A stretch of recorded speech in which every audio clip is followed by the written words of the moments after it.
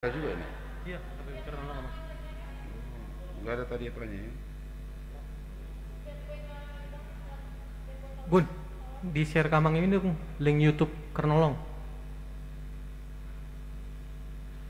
Tapi udah di ini ke semua ya. Iya. Hmm.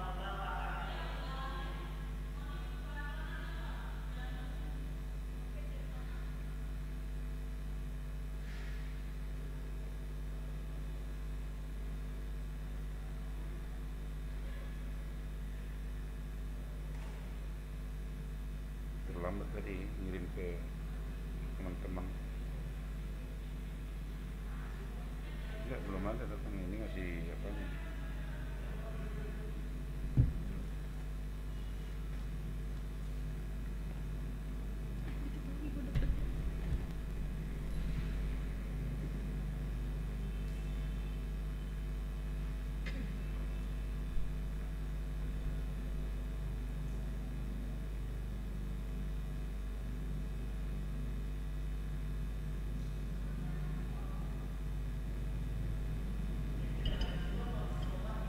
Hah?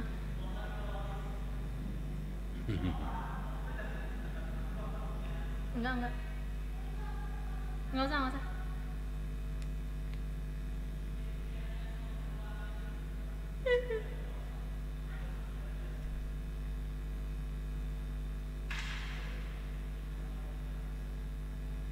Oh, WhatsApp beliau yang saya maksud untuk tidak menonton saya.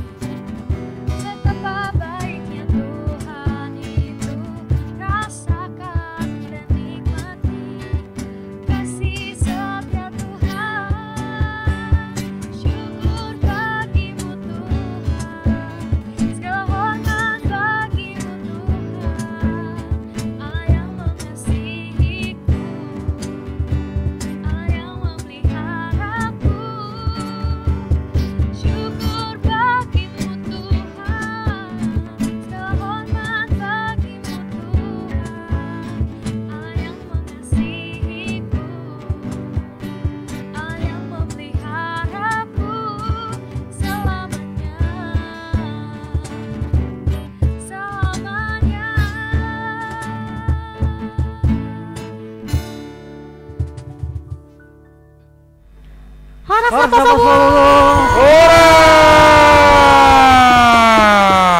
kabar kalian semua yang ada di rumah saat ini? Semoga di tengah pandemi saat ini kita masih tetap sehat selalu. Amin. Kita masih tetap selalu dalam lindungan Tuhan Yesus Kristus. Amin. Dan sebagai perwakilan dari Naposobul HKBP Kernolong, perkenalkan, aku buka masker nggak apa-apa ya teman-teman. Perkenalkan, aku Carol Monica Baru Umban Raja. Ramai banget ya. Perkenalkan, aku Carol Monica Baru Umban Raja, Mama Boru Sinaga. Dan kalau untuk profil pribadi, kebetulan saat ini aku sedang bekerja sebagai salah satu karyawan swasta di bank di Jakarta. Dan kalau misalkan nanti ketemu aku di jalan, boleh loh teman-teman say hi ke aku ya. Kalau misalkan nanti ketemu di jalan, say hi, kita kenalan. Iya, kebetulan masih jomblo. Oke, saya sendiri kenalkan, ada pepatah yaitu tak kenal maka tak sayang. Ya, saya lepas masker juga dulu emang ya. Iya. Oke, ya. Saya sendiri namanya Mondes Marga Siombing. Oke, terima kasih. Ya, banyak sekali fansnya di sini ya. Kebetulan di sini juga saya sendiri tetap kita menerapkan protokol kesehatan, makanya saya pakai masker lagi dulu ya teman-teman ya.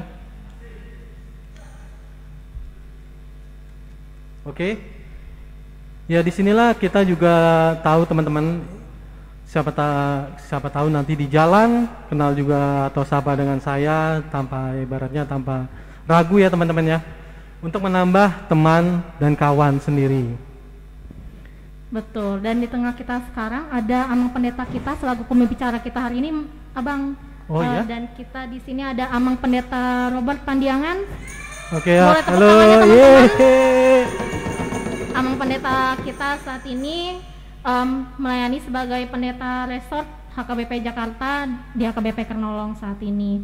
Dan sedikit perkenalan dari aku tentang Amang, nanti Amang juga akan menjelaskan lebih detailnya. Boleh. Amang ini sudah menjadi pendeta HKBP selama 38 tahun, benar ya Amang? Wow. Dan terakhir melayani sebagai preses distrik 5 Sumatera Timur sebelum menjadi pendeta resort HKBP Kernolong saat ini.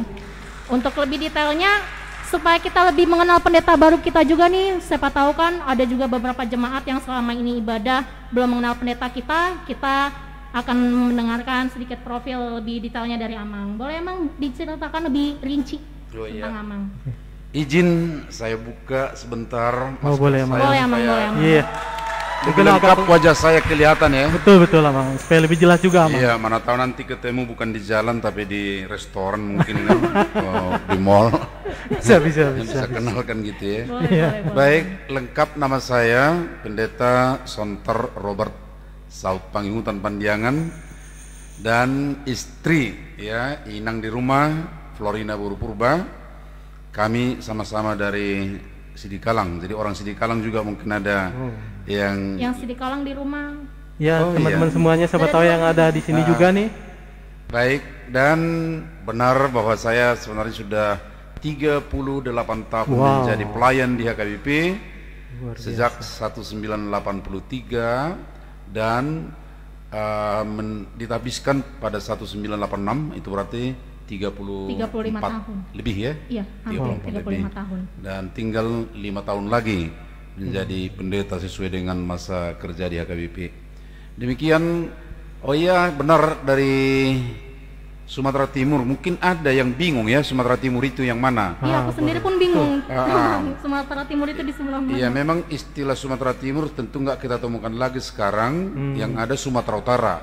Ya, kemudian ya Sumatera Barat, kan begitu ya. Sumatera Timur di mana ya? Nah, Sumatera Timur itu adalah daerah mulai dari Simalungun tadinya, Kabupaten Simalungun, kemudian Deli Serdang, Asahan, ya sampai pantainya lah semua. Nah, belakangan Sumatera Timur itu yang tadinya satu distrik, sekarang tinggal memang hanya kota Pematang Siantar dengan Simalungun sebagian. Jadi lebih tepat memang sekarang ini bukan lagi Sumatera Timur, tapi mungkin lebih tepat dia Pematang Siantar dan Simalungun, kira-kira demikian. Oh ya, kantor distriknya adalah di HKBP, di Jalan Gereja Pematang Siantar. Dan ingat saudara-saudara, pendeta yang saya gantikan di tempat ini siapa ya? Ayo, siapa yang tahu? Siapa tahu? Pendeta Boleh juga. Maurikson Silitonga, mudah-mudahan beliau juga ya memantau dari sana. Lama. Kami gantian tempat sebenarnya. Gantian tempat. Beliau saya gantikan kemari dan dia menggantikan saya di sana menjadi preses. Ya demikian saudara-saudara. Selamat tepuk tangannya untuk amang kita, teman-teman yang ada di rumah juga. Ya, dan saya sehat-sehat. Oke, Amang, kita boleh salam Covid dulu, Amang? Iya. Salam Covid, Amang. Iya. Dari situ kan kita udah tahu bahwa profil Amang itu dari pernah melayani di mana saja. Nah, sekarang ini Amang bertugas di HKBP Kernolong. Iya. Nah, kalau boleh tahu nih, Amang, kurang lebih Amang sudah 1 bulan lebih di HKBP Kernolong melayani. Menurut Amang bagaimana nih, Amang? HKBP Kernolong. Kesan-pesannya. Iya, kesannya baru Amang. Semenjak dipindahkan di HKBP Kernolong.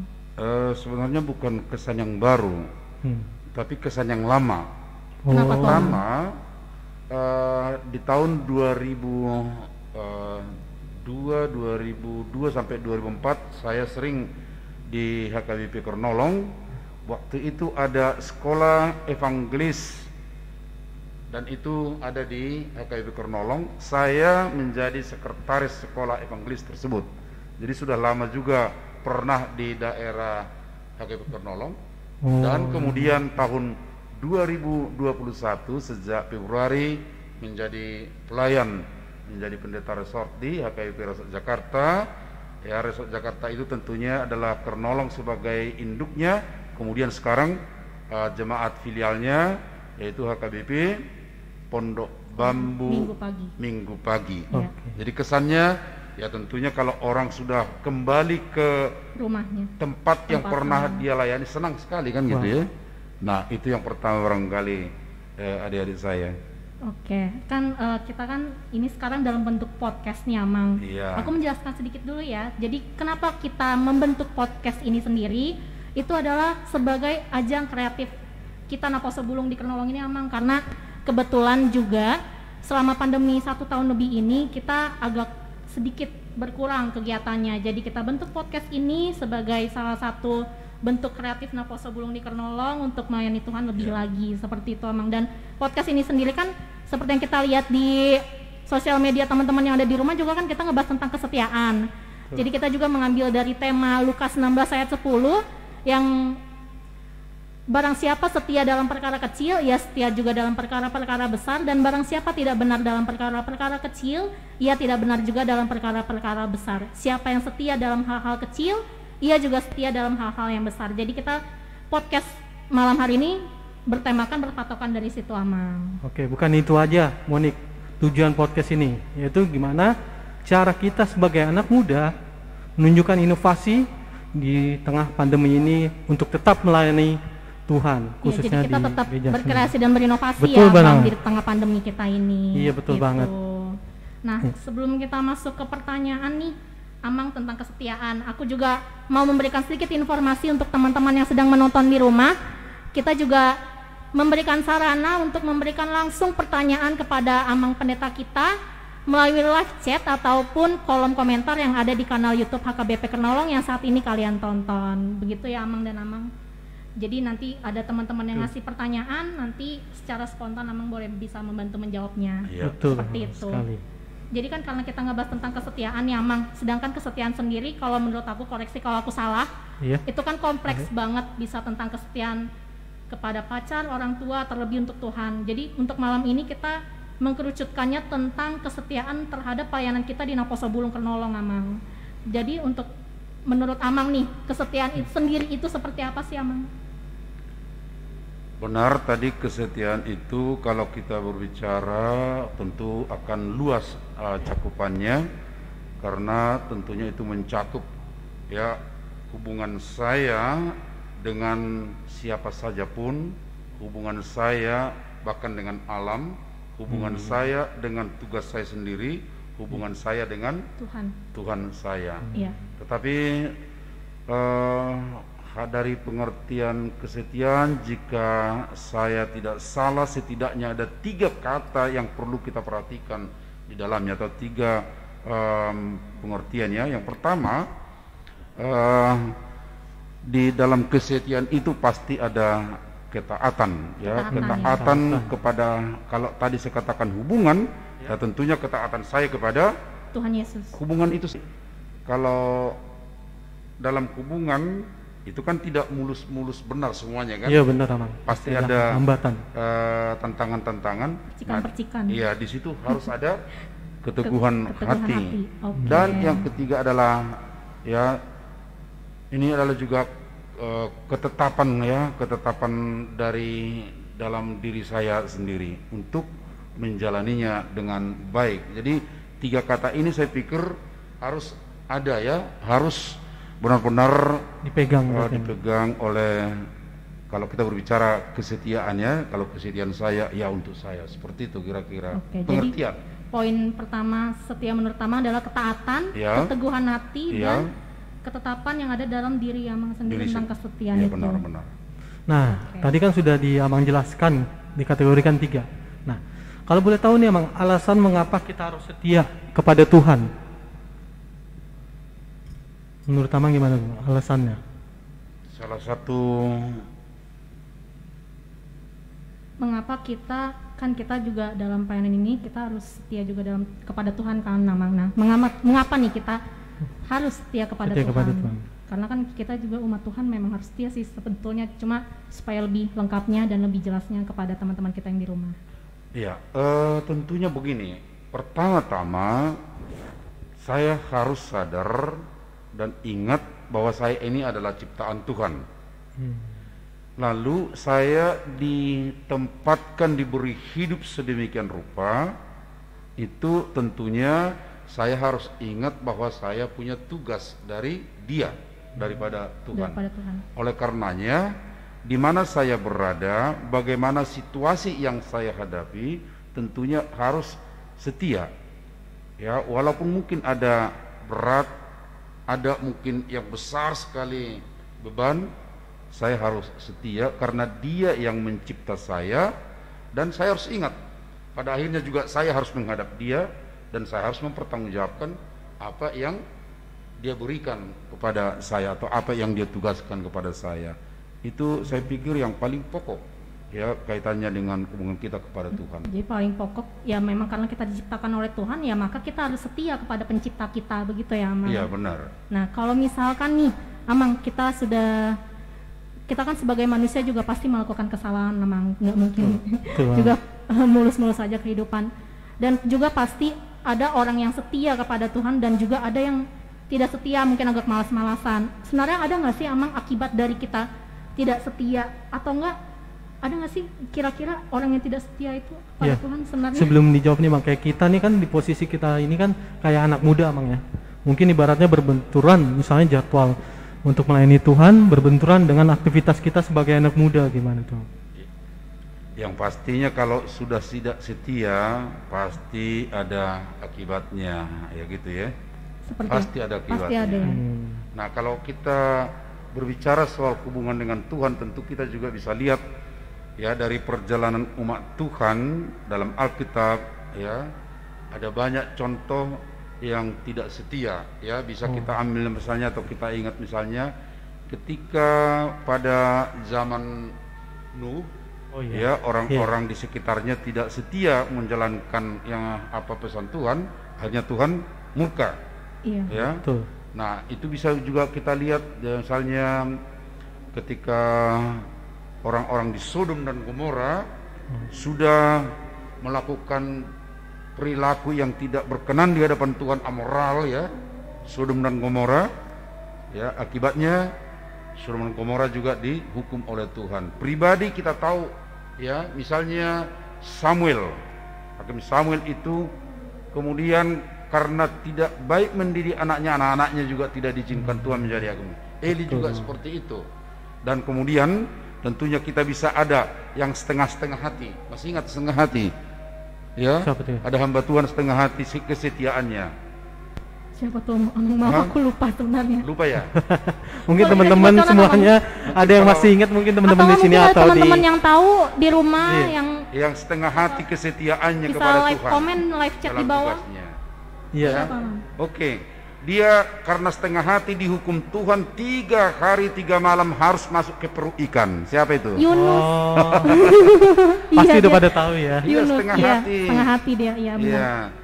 Nah, setengah hati, tapi pada akhirnya syukurlah, dan itu yang perlu ya, dia kembali lagi, dia lakukan tugas itu, Tuhan terima dia, kan begitu ya. Nah, karena itu ya, keluarga juga di dalam perjanjian baru ada yang tidak setia kepada Tuhan. Ada juga ya. Iya. Banyak juga tiba-tiba mereka mati mendadak gitu ya. Siapa itu?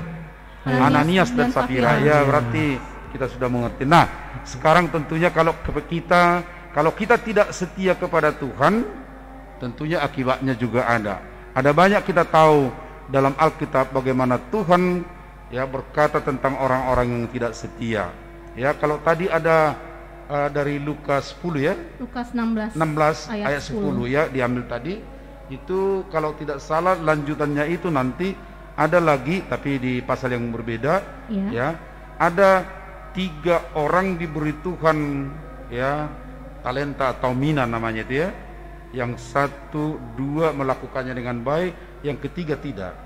Nah, yang 1 itu menerima bagiannya ya 5, kemudian yang 10, kemudian yang tidak ada sama sekali diberikan. Dan Tuhan kemudian mengatakan, ambil dari dia dan berikan kepada yang pertama. Artinya bisa saja diambil dari kita apa yang ada pada kita itu, yang diberikannya itu, lalu kemudian diberikan kepada orang yang lain. Nah, jadi kalau akibatnya tentu ya ada, dan kita lihat ada banyak contoh-contoh. Iya, betul sekali. Jadi seperti itu yang teman-teman, jika kita tidak setia kepada Tuhan, tentu jelas kita akan menerima hukuman dari Tuhan, seperti itu. Nah, kayak gitu Amang tadi jelaskan ya, bagaimana untuk kesetiaan pasti ada akibatnya emang ya. Bila itu tidak setia, bahkan yang untuk setengah hati pun ada akibatnya juga Amang ya, untuk tak setia. Pasti. Nah, kalau mau tahu, tanya lagi nih Amang, bagaimana ciri orang yang tidak setia menurut Alkitab, ada gak sih Amang di dalam Alkitab itu? Ciri-cirinya? Iya betul Amang. Ciri-ciri orang yang tidak setia kepada, yang setia dalam Alkitab. yang setia. Setia dalam ada nggak Amang di Alkitab ciri-ciri orang yang setia itu seperti apa sih Amang? Mungkin ciri-ciri yang khas ya pasti berbeda-beda kita lihat dari setiap orang, tapi salah satu yang umum itu bisa kita lihat kalau kesetiaan itu, bahwa saya atau tokoh Alkitab itu kalau sudah menerima tugas, dia akan terus melakukannya walaupun ada tantangan yang berat, walaupun mungkin ada kepentingan dari keluarga, tapi dia harus mengutamakan itu. Ya, itu ciri-cirinya. Dan seringkali kalau kita lihat tokoh-tokoh itu menderita, ya menderita dia, tapi dalam penderitaan itu masih tetap setia kepada dia Tuhan. tetap setia. Tapi di situ uniknya juga, bahwa seringkali di luar pikirannya, di luar dugaannya, pertolongan akan datang untuk membantu dia, ya sehingga dia tetap bisa bekerja dengan baik. Bisa juga pertolongan dari teman-teman juga kali ya, teman atau saudara pun, atau bahkan tetangga kali ya Amang ya, yang diberikan Tuhan untuk menolong kita waktu kita dalam musibah kali ya Amang. Untuk setia selalu serta bersama dengan Tuhan. Salah satu contoh itu Nuh, kan khotbah masih baru itu ya. Oh iya betul Amang. Ayub juga bisa nggak sih Amang? Ayub ya. Benar. Kan dia menerima banyak tantangan dari Tuhan Yesus, tapi Ayub masih tetap setia kepada Tuhan. Bahkan salah satunya, kalau koreksi kalau aku salah Amang, ditinggalkan oleh keluarganya, betul nggak sih Amang? Ayub. Iya, dan dia mampu tetap memberikan jawaban yang lembut. Iya, betul. Ingat istrinya kan sampai mengejek dia kadang-kadang, kamu masih mau ya mengikut Tuhanmu padahal kita sudah menderita seperti ini. Lalu apa jawaban Ayub?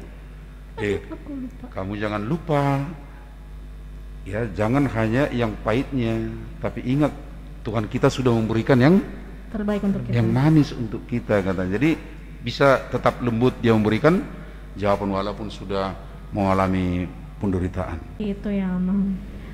Jadi kalau misalkan ya Amang nih, kita kan sudah setia kepada Tuhan, bahkan kita juga sudah dijelaskan tentang ciri-ciri orang setia itu seperti apa, bahkan sudah ada contohnya di dalam Alkitab. Upah dari kesetiaan yang akan kita terima dari Tuhan sendiri itu apa Amang gitu? Ini kalau upah ya. Kalau kalau misalkan kita tidak setia kan ada hukumannya. Kalau misalkan kita setia kepada Tuhan, justru tentu pasti ada upahnya kan dari Tuhan, Amang. Iya, jadi memang itu seperti apa? Kalau upah ini memang penting ini ya. Apalagi kalau kayak di dunia kerja juga. Kira-kira apa ya upah ya kalau setia? Iya. Ya, yang pasti upahnya itu pasti sukacita kalau menurut Amin. saya ya. Amin. Tapi kalau khusus untuk hubungan kita dengan Tuhan, kesetiaan kita, ya, kita akan diberi mahkota kehidupan. Mahkota kehidupan. Ini kalau saudara-saudara, kalau kita bisa ingat ya, di Wahyu 2 ayat 10 demikian dikatakan ya. Ya, kita ingat umat pada waktu itu adalah umat yang penuh penderitaan, tetapi pada saat itu firman ini mengatakan ya, siapa yang setia sampai mati, setia sampai mati artinya imannya tetap teguh di tengah-tengah penderitaan itu, ingat bahwa Tuhan akan mengaruniakan mahkota kehidupan. Bukan mahkota yang di kepala, tapi mahkota kehidupan yang kekal. Ya, kehidupan yang kekal dari Tuhan yang akan kita terima sebagai upah kesetiaan kita ya. Nah, Amang, tadi kan aku udah jelasin di awal nih bahwa teman-teman kita yang menonton di rumah bisa memberikan pertanyaan spontan untuk kita untuk dijawab Amang. Nah, ini aku bacain dari Ito Marco dari Setiabudi. Pertanyaannya, wajarkah Amang kita kecewa karena kita seringkali dihianati oleh orang lain padahal kita sudah berusaha setia? Mungkin ini lebih ke arah hubungan kali ya. Hubungan dengan apa nih, Tomarko? Hubungan dengan pacar kah atau dengan hubungan Tuhan Yesus kah? Karena berbicara tentang dihianati orang lain. Mungkin kita agak melenceng dikit, nggak apa-apa ya, Amang ya. Jadi pertanyaan, wajarkah Amang kita kecewa karena kita sering dihianati oleh orang lain padahal kita sudah berusaha setia? Ini kayaknya konteksnya dalam hubungan asmara nih, biasa anak muda, Amang. Jadi kan pasti ada tuh percikan-percikan tantangan di asmaranya itu, yaitu salah satunya dihianati oleh pasangan sendiri. Wajar nggak sih, Amang, sebenarnya? Tapi sebentar bisa ya nanya dulu. Boleh, Amang. Marco itu di Setiabudi. Iya. Setiabudi mana maksudnya ya? Nggak tahu deh. Mungkin ya karena Jalan Setiabudi kah? mungkin Setiabudi yang di sana kali, atau yang dekat epicentrum itu. Iya, karena tahun 1993 sampai tahun 1999 saya melayani juga di HKBP Jalan Jenderal Sudirman Jakarta. Jadi mana tahu itu kenal ya, Bang ya. Oh iya. Siapa tahu kenal juga ya. Mungkin ini bisa jadi dari situ atau enggak memang penonton yang nonton di live kita, Amang. Jadi gimana? Wajar nggak sih, Amang, kita kecewa gitu ketika kita sudah dihianati oleh pasangan kita padahal kita sudah berusaha setia? Iya, saya pikir soal kekecewaan wajar aja, manusiawi. Tetapi ketika kita kecewa, ya kalau kita tetap dalam kekecewaan itu tentunya bukan hubungan seorang atau kesetiaan seorang Kristen atau tidak Kristiani. Sebab ya pengalaman dalam perjalanan itu tentunya tidak, saya katakan tidak akan lurus. Kan, gitu kan, ya, ada betul. gelombangnya. Iya. Nah, yang perlu barangkali ketika kita sudah seperti itu, ingat loh, walaupun itu hubungan dengan sesama, itu tidak lepas dari hubungan kita kepada Tuhan. Dan kita yakin ketika kita kecewa seperti itu, kalau kita tetap setia kepada Tuhan, kita akan ditolongnya, ya, menguatkan hati kita, dan kita akan mampu juga ya menghadapinya, bahkan mungkin akan bisa memulihkannya dengan baik kembali. Nah, jadi seperti itu ya, itu Marco yang ada Setiabudi. Jadi walaupun kita sering dihianati misalkan oleh pasangan kita ataupun teman kita, wajar nggak sih kalau misalkan kita kecewa terhadap Tuhan? Sebenarnya sih kurang wajar ya kalau misalkan kita tetap terus terlarut dalam kecewa kita. Maka kalau tadi dari saran dari Amang, tetap minta pertolongan dari Tuhan. Seperti itu ya, Amang ya? Berarti Enggak, tadi kecewanya bukan kecewanya kepada Tuhan loh. oh bukan ya, kepada pasangan maksudnya. Oh iya, wajar aja, Wajar tapi aja ya. Tapi tetap biar tetap harus minta pertolongan kepada Iya. Tuhan Yesus. Seperti itu. Itu kayak setia antara hubungan sama manusia kali ya, Bang. Nah, antara kalau misalnya kita sendiri kan tadi Amang sudah jelaskan, kita harus tetap setia kepada Tuhan. Nah, biasanya kan kayak gitu kan, ada janji Tuhan bagi orang yang setia. Itu apa tuh, Amang? Janjinya? tadi saya sudah singgung sebenarnya lanjutan daripada firman tadi yang Moni telah bacakan itu atau ungkapkan tadi, masih ada sebenarnya lanjutannya itu di pasal yang berikutnya kan begitu. Mau menceritakan pertama-tama bahwa kalau orang yang benar-benar itu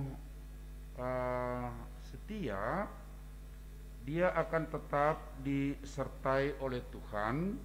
Dan ini juga kepada setiap orang yang melakukan tugasnya dalam penginjilan. Memang melenceng, maaf ya Mang. Ya bukan melenceng sebenarnya, karena kita sama-sama menghadapi pandemi virus corona. Bahasa pandemi ini atau kata pandemi ini kalau kami di Sumatera Utara tadinya, artinya di distrik 5 itu ya. Iya betul. Tapi itulah ini mau mengingatkan kepada umat, kamu justru saya sertai. Memang ini tulah bentuknya menyakitkan, ya terutama untuk Mesir kan waktu itu. Iya betul. Tapi untuk umat Tuhan, ingat, aku menyertai kamu dan ini adalah proses untuk menyelamatkan kamu, kan begitu. Nah, karena itu di tengah-tengah situasi seperti ini justru kita harus ingat, Tuhan sedang ya memelihara kami, Tuhan memproses ya, kita keselamatan ya, atau mengubah dari satu tempat yang tadinya seperti ini masuk kita ke tempat yang baru. Dan senang sekali dengan apa yang Epurus kita sekarang bersama dengan keempat pimpinan yang lainnya membuat bahwa Sabtema itu ya, Sabtema tahun pemberdayaan mengatakan perlunya ada transformasi itu kan kemauan kita untuk berubah dari satu bentuk ke bentuk yang lain. Dan barangkali ini yang perlu untuk kita pemuda ya, supaya kita tersentak gitu. Iya betul. Sentak, ayo. Nah, ayo jadi kita tetap semangat. Saya pikir itu perlu juga supaya pemuda ingat ya, jangan jadi melempem, jangan jadi ya berpikir bahwa dengan situasi sekarang jadi kita sepertinya tidak dipedulikan Tuhan. Justru Tuhan peduli dengan kita, supaya kita memperoleh sesuatu yang baru lagi. Betul. Jadi kalau aku bisa tarik kesimpulan, sebenarnya nggak jadi satu alasan, nggak jadi satu excuse ya untuk kita jadi malas melayani Tuhan. Nah, Mang, kita juga ada pertanyaan nih dari Kasera Siagian, boleh dibacakan Bang Ondes? Ya, ini ada dari kawan kita dari Kasera Siagian, yaitu bagaimana cara agar bisa tetap setia dalam pelayanan, karena terkadang yang malas bisa jadi racun buat yang lain. Nah, ini sering terjadi kali ya Mang ya, mungkin di Naposo Bulung atau di pelayanan pemuda yang bisa dibilang kayaknya dia biasa aja, hilang hari ini latihan, tentunya besok ikut datang. Nah kayak gitu menjadi virus juga, bisa jadi virus ya Mang ya. Jadi selain virus COVID juga virus malas ada juga menyebarkan gitu juga ke teman-teman yang lain Amang. Itu gimana supaya kita tetap teguh juga nih pendirian gitu Amang, karena enak nih malas, aku juga mau kayak dia jadi gitu. Tertular. Bahkan vaksinnya juga belum tahu kali ya Mang. Gimana vaksinnya tuh Amang, untuk bisa dibilang vaksin mungkin Amang ya untuk menghadapi yang kayak gitu Amang. Ya. Terima kasih kepada Sera ya. Iya. Ya, Sera Siagian.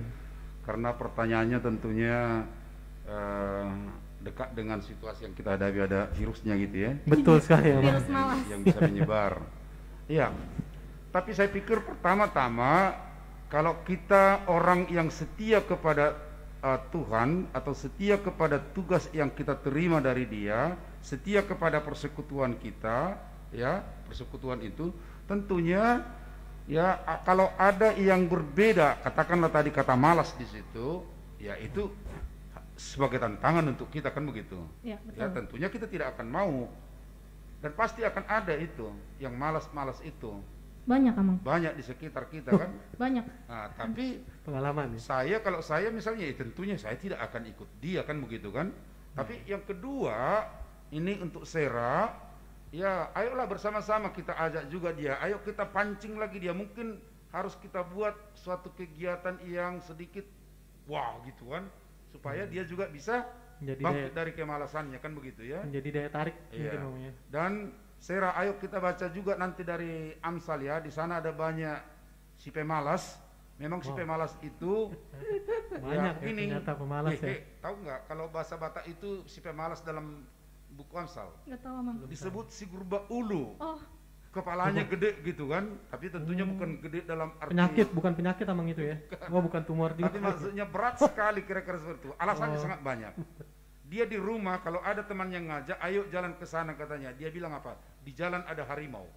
Dia belum keluar dari rumah, tapi harimau sudah ada katanya di situ. Ya, dia buat suatu apa itu penghalang. Sebenarnya kalau dia keluar dari rumah, harimau kalaupun ada di situ, harimau kan takut kan begitu. Ya, nah, jadi gerakkanlah itu si pemalas. Gerakannya bagaimana? Menggerakkannya, ayo.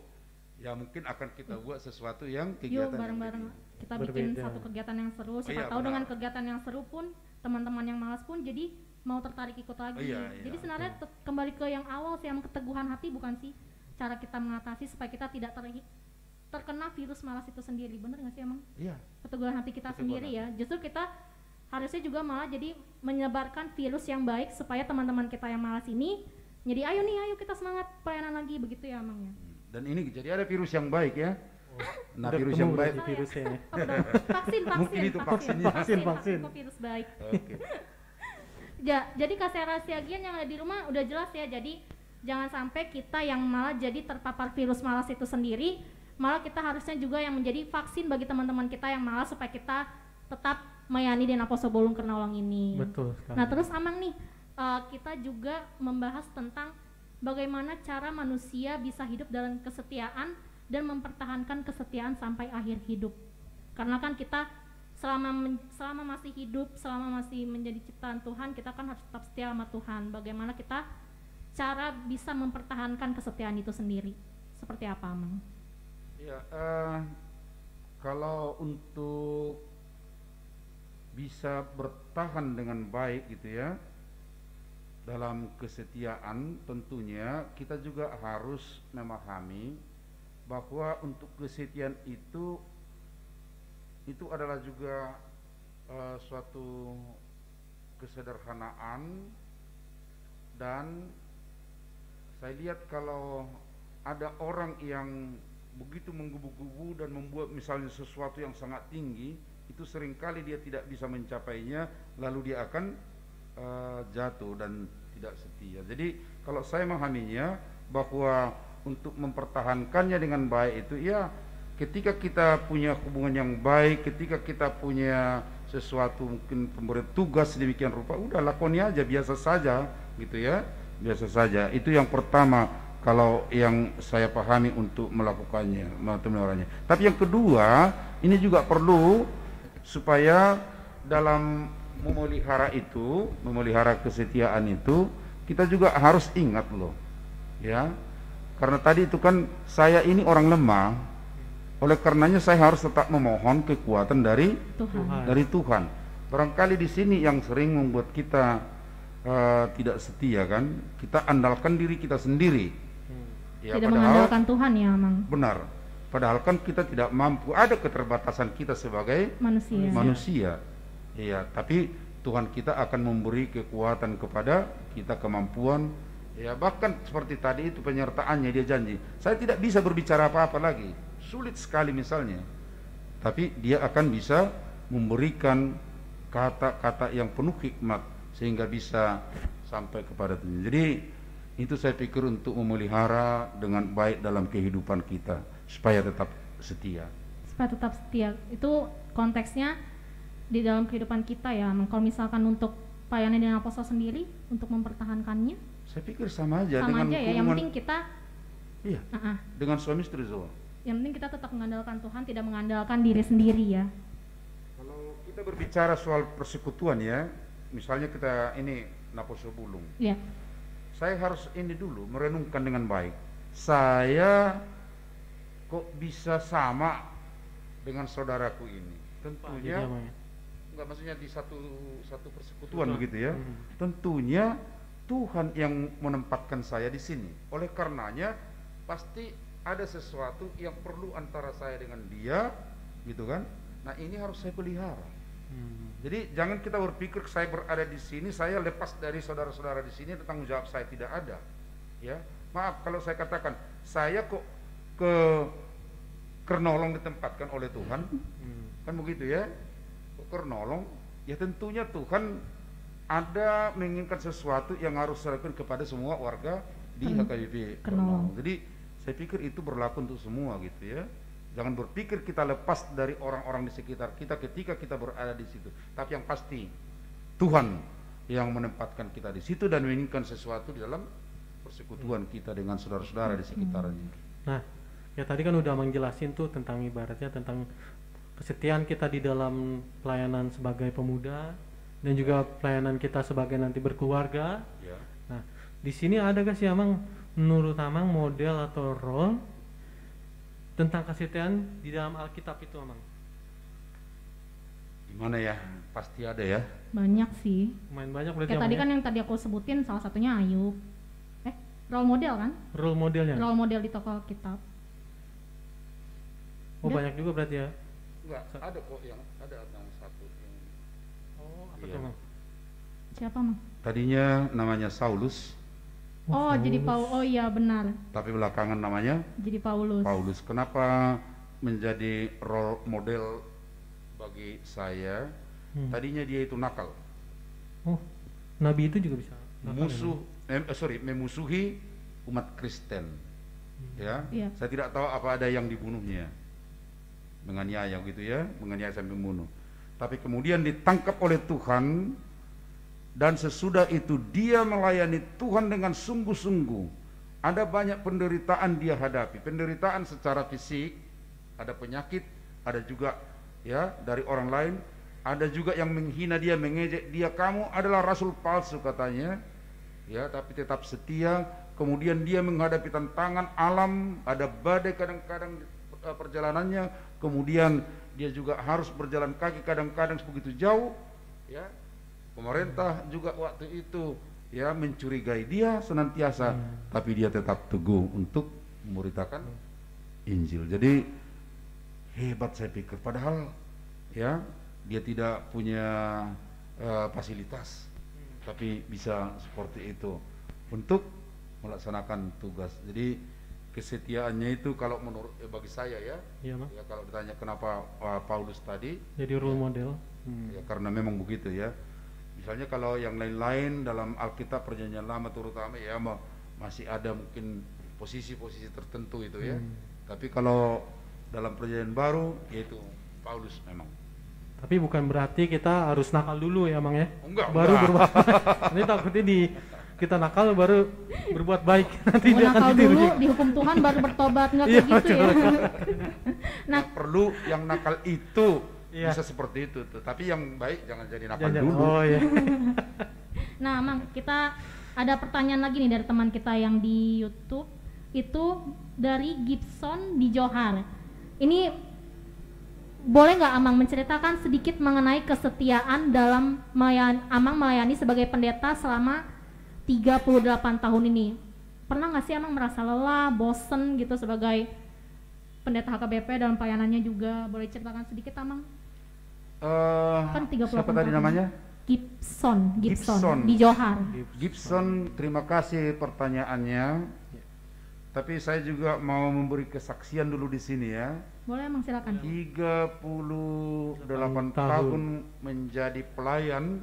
3 tahun itu masa vikariat, masa praktek ya di daerah saya pernah melayani Gibson di daerah yang sebenarnya paceklik yang besar. Kalau ada nanti orang pematang terang ya bisa juga menjadi saksi barangkali ya, pematang terang. Itu di mana Amang pematang terang itu di Bedagai ya, sekarang Kabupaten Sergai ya, itu masih Sumatera. Oh iya, masih di Sumatera. Oh, masih Sumatera.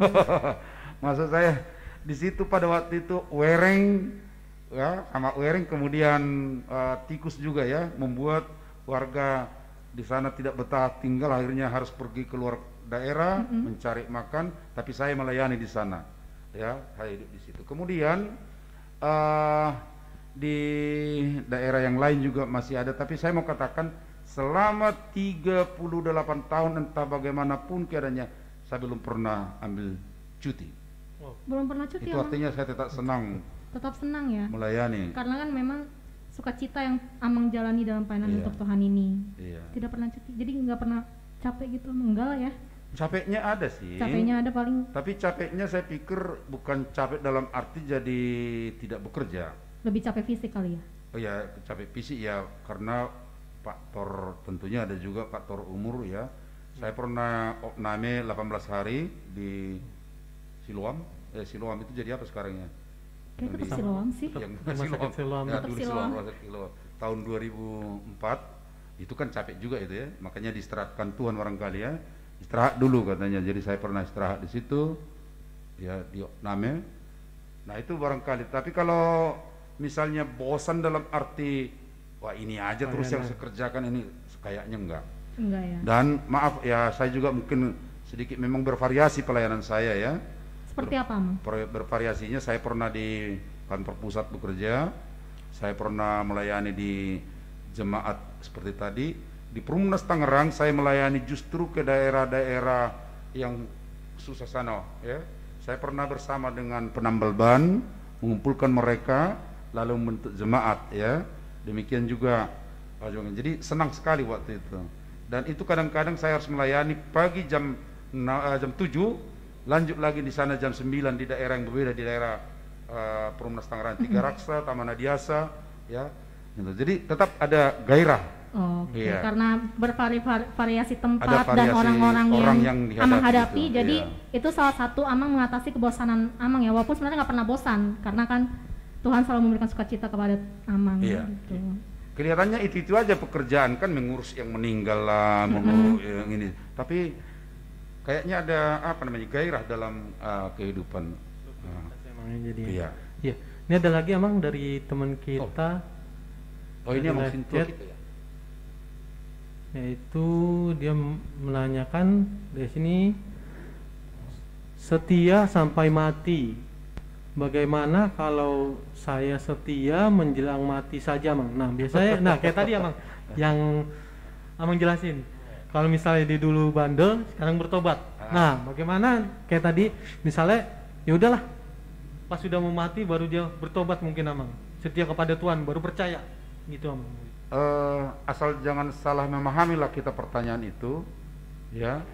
Kalau tadi setia menjelang kematian kan gitu ya. Betul Bang, kalau Sampai setia mati kan gitu. menjelang pas waktu mati dia berarti pas mau meninggal. Wah, ingat lo itu yang disalib. Yang disalib Iya.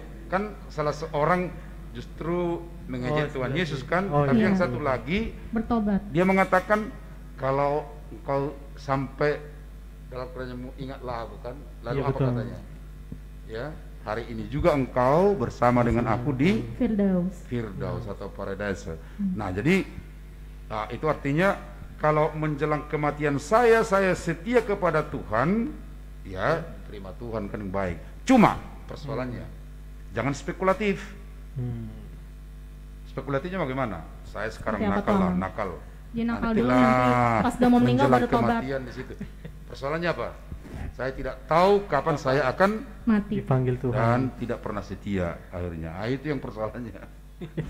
Kadang kan memang kan biasa kan kayak kita anak muda nih Bang. Ayo kapan yuk gabung Naposo Bulung? Nantilah pada saat kerja. Nah, pada waktu sudah lewat dikasih pekerjaan, nantilah pada waktunya misalnya mungkin berkeluarga gitu Amang ya.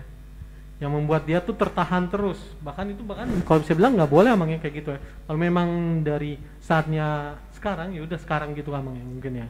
Jadi kalau bisa sekarang melayani Tuhan dan setia terus sampai nanti mati, kenapa harus nunda-nunda gitu kan? Betul. Jadi Pak. ayo tetap terus semangat setia dan melayani Tuhan di tengah-tengah pandemi ini juga ya Amang. Nah Amang, kenapa Amang? Pernah nonton itu film pendek ya, Surat dari Neraka? Film Aku bioskop pernah Indonesia Amang. pernah dengar judulnya tapi nggak nonton. Belum pernah nonton sih Amang. Nah, Surat dari Neraka itu kan menjelaskan saya aktivis gereja, kan begitu ya? Iya. Lalu ada teman saya pengen jadi Kristen, ngajak ke gereja. Saya tunda-tunda. Nantilah, bentar lagi lah gitu ya. Iya. Iya. Lalu sekarang saya mau ngajak dia, sungguh. Rupanya teman saya itu tadi malam kecelakaan meninggal. Waduh. Jadi enggak tugas saya terlaksana. Jadi Jadi Tidak. Belum terlaksana jadi. Nah itu, jadi ini mungkin kebalikan dari pertanyaan tadi kan begitu ya. Iya, betul. Nah, kalau saya menunda-nunda, pada akhirnya seperti itu. Nah karena itu jangan tunda-tunda. Iya, betul. Iya. Dan mungkin bagi teman-teman yang saat ini menonton yang sudah peneguhan CD walaupun belum masuk Naposo, jangan tunda-tunda lagi nih masuk Naposo, masuk Kernolong kita akan menerima dengan senang hati ya. Betul Bang. sekali. Nah, Amang, ini kan tadi kita udah berbicara dengan banyak sekali tentang kesetiaan. Nah, aku sendiri pun ada beberapa pengalaman aku tentang kesetiaan itu sendiri. Sebenarnya aku kalau boleh sharing juga, tadi kan Amang udah sharing tentang kesaksian pelayanan Amang. Kalau aku boleh sharing sendiri, sebenarnya aku juga sendiri masih agak kurang gitu dalam, kalau setia, boleh Amang, boleh sambil minum. Kalau setia masih agak malas-malasan gitu Amang dalam pelayanan. Kalau misalkan ada something, dan aku tipe orang yang terkadang suka kayak lari dalam masalah, walaupun sebenarnya nggak boleh kayak gitu ya, padahal udah tua Amang. Tapi aku masih suka kayak lari dalam masalah. Mudi kali ya, lebih tepatnya. Dan mudian juga dalam pelayanan, sehingga kayak suka malas-malasan gitu sampai nggak datang, tapi ibadah tetap jalan. Tapi kalau untuk pelayanan sendiri di Naposo kayak masih suka malas-malasan, dan ketika nanti sudah mood hatinya baru nanti kembali lagi ke Naposo. Sebenarnya kayak gitu baik gak sih Amang? Kalau menurut aku sebenarnya nggak baik sih ya. Ini justru saya mau, karena pertanyaan ini pengalaman pribadi ya. Iya. Saya juga seperti ini, tapi jangan tersinggung. Enggak. Nah ini jangan-jangan motivasinya di Naposo Bulungnya itu nggak benar loh. Cari jodoh kali ya Mang ya, mungkin ya ada mungkin cari jodoh makanya dia ikut pelayanan. Tapi kalau benar-benar melayani Tuhan, melaksanakan. Berarti intinya motivasi dari diri sendiri ya Mang. Jangan kan itu saya bilang kan gitu. Bisa jadi. Bisa jadi sih. Iya. Jadi ketika lain motivasinya memang ya bisa seperti itu. Nah, tapi begini. Kalau saya waktu melayani di daerah pinggiran Jakarta ini, tapi sekarang sudah ramai juga ya, sering saya katakan ke saudara-saudara kita yang Naposo Bulung, ayo masuk di Naposo. Kalaupun kamu mau cari jodoh di situ, nggak apa-apa, justru bagus daripada kamu cari jodoh dengan orang yang tidak jelas nantinya. Tidak masalah berarti ya Bang. Wah, banyak banget wah. Karena udah kenal di Naposo, jadi pada jomblo ya. Di Naposo gitu. Artinya kalau kita ketemu di Naposo pelayanan itu, namanya ya, setidaknya itulah dulu ya, dia sudah ini dengan kenal baik dengan kekristenan, dengan kegiatannya kan begitu kan? Iya betul. Daripada sama sekali tidak tahu, tidak pernah ini. Betul. Benar. Nah, jadi tapi tadi jangan salah lagi, motivasinya di Naposo Bulung itu harus jelas karena hubungan dengan Tuhan kan gitu ya. Yang utama ya. Tapi kalau di dalamnya juga ketemu jodoh ya bonus. Bonus dari Tuhan. Itu kan dari kayak Simonik mungkin tentang pelayanan namanya. Nah, kalau misalnya dalam arti setia, saya mungkin buka ada juga cerita sedikit Amang. Kalau misalnya setia itu kan dalam bentuk tadi Monik mungkin agak malas gitu kan. Nah, kalau ini berbenturan Amang dengan kegiatan yang lain. Nah, itu bisa dikategori setia gak Amang? Misalnya berbenturan dengan A dengan kegiatan B yang membuat dia tuh harus memilih mana kegiatan yang dia dahulukan Amang. Gitu Amang. Iya.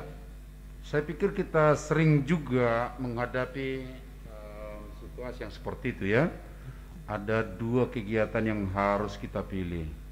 Nah, sekarang bisa begini, kalau kegiatan yang sudah rutin misalnya, tentunya ini sudah terjadwal sedemikian rupa. Lalu ada kegiatan yang baru. Kegiatan yang baru ini atas izin kita kah ditentukan waktunya? Kalau atas izin kita, tentunya kita yang salah. Karena sudah kita tahu ini ada kan keputusan begitu. Jadinya. Iya. Atau kalau itu harus kita mauin misalnya, kita harus koordinasi dulu dengan teman-teman kita. Andaikan saya tidak berada di situ, apakah kegiatan itu tidak terlaksana? Nah, supaya kita bisa milih kan. Nah, saya yakin memang ini berupa godaan. Kegiatan yang berikut ini, godaan itu untuk mungkin meninggalkan pekerjaan ini kan. Nah, karena itu kita berkhidmat, mohon kekuatan daripada Tuhan. Iya. Tapi ini juga sering ada alasan seperti ini. Kalau misalnya kita ajak teman kan, iya. Jadi ini pengalaman dalam pengalaman yang luas sih. Lalu jawabannya, saya sedang sibuk sekarang. Hati-hati loh, adik-adik saya, saudara-saudara saya yang muda. Ini sering saya katakan, terima kasih, bersyukurlah kepada Tuhan kalau ada kesibukan, tapi jangan buat kesibukanmu untuk meninggalkan pekerjaanmu yang tadinya sudah bersama dengan Tuhan dalam kegiatan ini. Sebab suatu waktu Tuhan akan mencabutmunya. Kenapa? Woi, kamu terganggu ya dengan kesibukan itu. Oke ya, supaya kamu tidak terganggu saya cabut, saya ambil ya. Nah jadi kalau orang yang beriman saya pikir bukan seperti itu jawabannya, dia harus berbuat seperti ini. Ya terima kasih Tuhan. Ya, berilah saya hikmat untuk membagi waktu saya dalam kesibukan saya. Jadi bukan berarti meninggalkan. Iya, tapi mohon kekuatan dari Tuhan supaya bisa berbagi waktunya, tenaganya dalam kesibukan itu. Iya. Jadi lebih memilih prioritas kali emang ya. Satu tadi prioritas. Tapi yang kedua ya kita mohon kekuatan dari Tuhan untuk menguatkan kita melaksanakannya, kan begitu. Oke. Nah, Amang, udah banyak nih tadi kan kita bahas tentang kesetiaan itu juga, dan terutama kesetiaan kita di dalam pelayanan kita di Napo Sebulung nih Amang. Nah tadi aku punya satu pertanyaan lagi nih Amang, bagaimana sih kita mengaplikasikan kesetiaan itu sendiri di dalam pelayanan Napo Sebulung Kernolong gitu? Bagaimana kita sebagai mungkin menjadi pelajaran juga bagi aku dan teman-teman Naposo juga yang ada di rumah yang sedang menonton, yang mungkin masih malas-malasan, bagaimana sih kita seharusnya mengaplikasikan kesetiaan kita kepada Tuhan dalam bentuk pelayanan kita di Naposo Kernolong? Iya, kalau untuk mengaplikasikannya saya pikir memang pertama-tama tergantung kepada kita semua Naposo Bulung, kan begitu ya. Kita juga harus menyadarinya bahwa saya itu adalah Naposo Bulung, seperti itu. Iya. Kalau saya Naposo Bulung, maaf bukan saya sekarang dalam arti aku. Kami Naposo Bulung. Ya tentunya saya juga harus bersama-sama dengan teman-teman Naposo Bulung, itu dulu yang pertama kan, itu harus disadari. Yang kedua, ini juga perlu saudara-saudara, jangan berpikir kalau misalnya saudara tidak berada di situ ya sudah jalan dengan baik semuanya. Tapi harus ada prinsip begini, kalau saya ada bersama dengan saudara-saudara saya, maka kegiatan di sana akan lebih baik, lebih aktif, lebih variatif begitu. Supaya benar-benar ya kita juga memang ada talenta kita, talenta itu harus kita pakai di situ, kan begitu. Ya. Jadi jangan jadi dibiarkan, mau lempem itu Naposo Bulung katanya dibiarkan, kan begitu kan. Tapi ingat, kita juga Naposo Bulung, oleh karenanya kita disuruh Tuhan juga untuk ikut aktif di dalam persekutuan itu. Nah, tapi yang kedua juga seperti ini saudara-saudara, barangkali struktur atau sistem yang kita pakai itu juga perlu kita evaluasi dengan baik gitu kan. Apakah masih tetap menjadi bagian kebutuhan dari sesama kita Naposo Bulung di masa sekarang ini, kan begitu.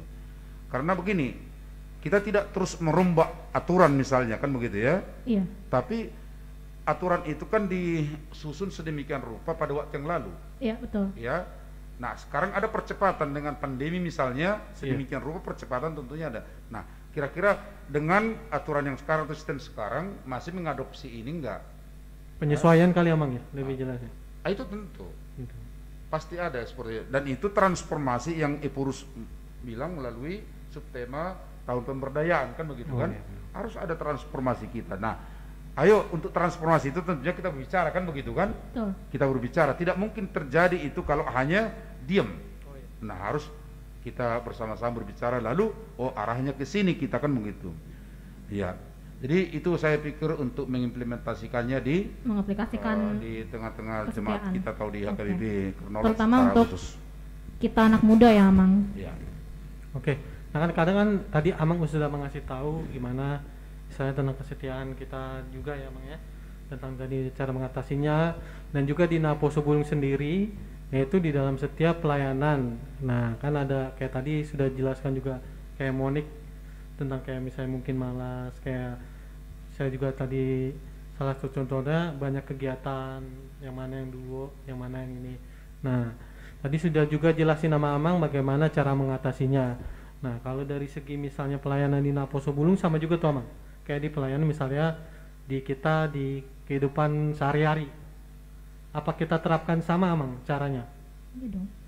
Kita di bermasyarakat sama di pelayanan di gereja sebagai kita pemuda atau Naposo Bulung gitu, Saya pikir prinsip-prinsipnya sama aja, hanya bentuknya mungkin berbeda tentunya Napo Sebulung dengan ketika kita katakanlah lebih luas, misalnya kalau di jemaat ini ya, Iya betul. di UEK gitu ya.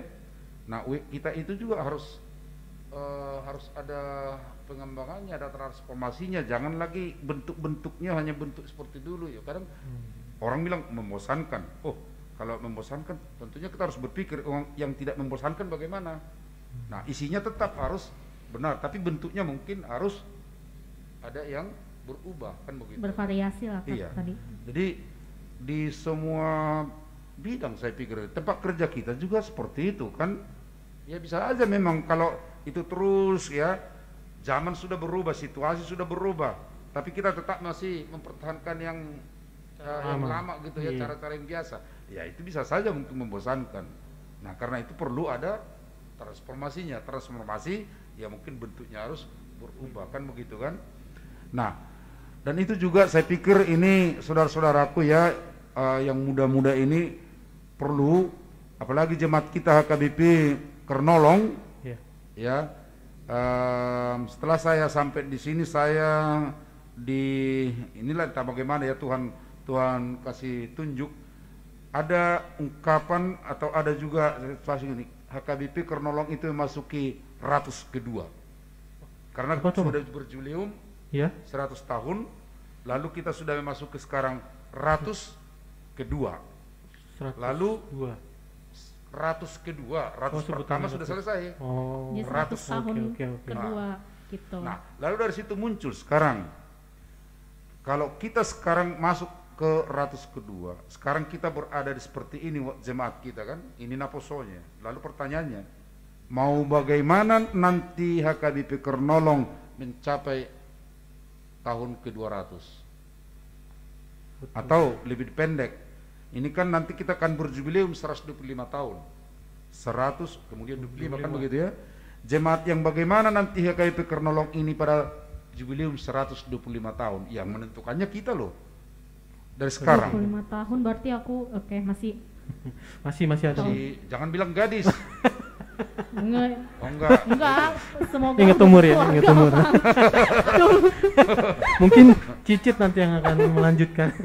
Iya, enggak, kalau untuk 25 tahun belum Cicit itu. Belum, masih anak kali ya. Masih anak.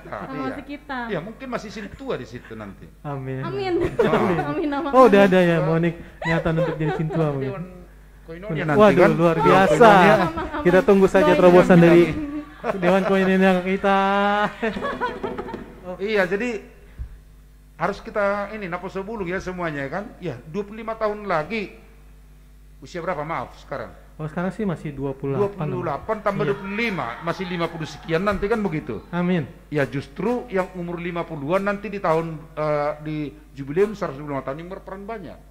Nah karena itu harus kita mulai adik-adik Napo Sebulung gitu ya. Betul. Iya. 125 tahun nanti kita berjubileum, jemaat yang bagaimana ya? Ingat loh adik-adik, HKBP Kernolong jemaat tertua HKBP di luar Sumatera.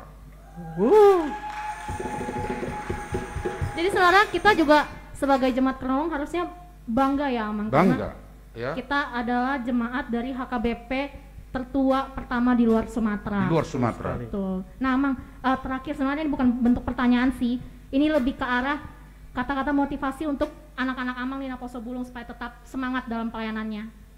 Sebelum kita menutup semua rangkaian acara kita. Iya, karena kita berbicara soal kesetiaan, pertama-tama saya akan mengingatkan Napo Sebulung HKBP, baik yang sudah anggota di HKBP Kernolong atau juga ini juga saudara-saudaraku, ada banyak Napo Sebulung saya lihat ikut kebaktian pada hari Minggu tetapi belum terdaftar di HKBP Kernolong. Ya, ayo saya katakan pintu harus kita buka dengan baik, pintu welcome kepada saudara-saudara kita ini. Terbuka lebar sekali ya, sih Amang kita untuk teman-teman yang belum bergabung. Belum terdaftar. Iya, belum terdaftar dulu. Iya, tapi sudah ikut ibadah. Jadi itu yang pertama supaya kita benar-benar bersama-sama, dan tentunya sebagai Napo Sebulung HKBP Kernolong tadi sudah saya lihat ya, bagaimana perhatian kita untuk mengimbau, ya tolonglah juga HKBP Kernolong itu nantinya pada tahun berapa itu ya, 125 tahun. 25 tahun. Ya. Gitu deh, Emang. Pada jubileum itu nanti kita yang berperan di situ, saudara yang berperan di situ. Karena itu, ayo kesetiaan sebagai warga HKBP, kesetiaan sebagai pemuda HKBP, kesetiaan sebagai anggota Punguan Naposo Bulung. Ayo kita tetap bina walaupun banyak tantangan, tapi ingat bahwa kita tetap dikuatkan oleh Tuhan Yesus. Tuhan dalam kesetiaan kita. Ya, jadi kalau boleh aku tarik kesimpulan dari semua pembahasan kita malam hari ini, Amang, bahwa kita sebenarnya dalam kesetiaan sendiri kita harus ada keteguhan hati, ketaatan kepada Tuhan, sehingga nanti dari keteguhan hati dan ketaatan hati kita itu kita menerima sukacita yang baik dari Tuhan Yesus. Nah, Amang, nggak terasa sih sebenarnya udah 1 jam. Kalau kita boleh lihat jam, udah 1 jam lebih sih sebenarnya kita podcast kurang, ini. tapi kita harus tutup kali ya. Kita harus tutup ya. Mungkin aku mau say thank you dulu untuk Amang. Terima kasih Amang untuk waktunya. Boleh tepuk tangan dulu untuk Amang kita, teman-teman yang sudah menyediakan waktunya. Terima kasih Amang. Terima kasih juga untuk teman-teman tim kreatif dan produksi yang ada di belakang, di balik layar. Terima kasih. Dan juga ini bukan podcast pertama dan terakhir ya teman-teman yang di rumah. Ini episode 1 dan jangan lupa masih ada episode-episode selanjutnya yang akan kita bawakan yang tentu aja materinya akan lebih seru lagi. Dan juga kita Bang Mondes mau berterima kasih ke saya juga mau berterima kasih teman-teman juga untuk Naposo Bulung. Wah, suaranya mana nih? Naposo Bulung. Kepada Amang dan Inang serta viewers yang sudah menonton podcast ini, supaya untuk menjadi lebih baiknya untuk di podcast berikutnya itu suatu masukan untuk memotivasi kami sebagai pemuda atau Naposo Bulung dalam mengembangkan media sosial atau media yang lain di masa pandemi ini mungkin ya. Jadi bagi teman-teman yang memberikan saran dan kritik boleh lewat live komen ya, Abang. Komen di kanal YouTube HKBP Kernolong. Dan terakhir aku Kero Monika Boruluman Raja. Saya sendiri Mondes Marga Siombing. Pendeta Robert Pandiangan. Kami mengundurkan diri kami. Dan terakhir ada penampilan dari adik-adik remaja kita, Genesa Band. Terima kasih teman-teman semuanya. Sampai jumpa lagi. Sampai jumpa di podcast berikutnya.